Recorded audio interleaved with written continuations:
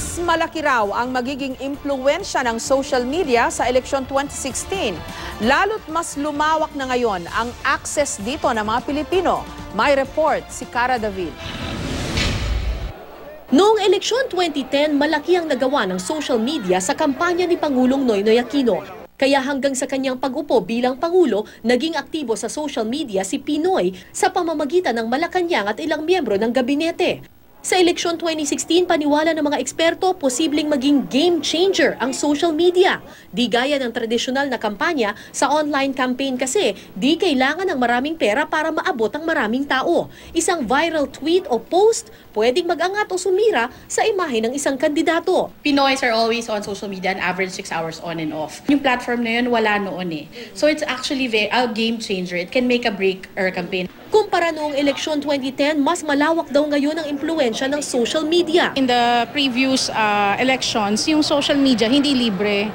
But now, because of the free Facebook, free Twitter, free Instagram na ino-offer ng mga telcos, all of a sudden, you now have the massa, the bulk of the massa using social media. Batid ng mga kandidato ang kapangyarihan ng social media, kaya ang Commission on Elections babantayan daw ang paggastos ng mga kandidato hanggang sa kanilang social media campaign. Hindi namin alam kung gusto naming i-regulate. But again, the question is it something that the COMELEC wants to take the lead in regulating? We are definitely going to monitor campaign spending wherever campaign money is spent, including online.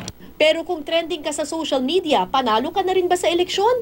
Hindi. Ayon sa mga eksperto, kung gaano raw kasi kabilis ang pagkalat ng impormasyon sa social media, gayon din kaikli ang attention span ng mga gumagamit nito. Masyadong mahaba yung campaign period sa eleksyon. So, yung pag-control ng attention na yon is going to be challenging. Definitely, lahat ingay, pero tingin ko yung pagdating ng last 2 weeks, doon talaga magsasettle down.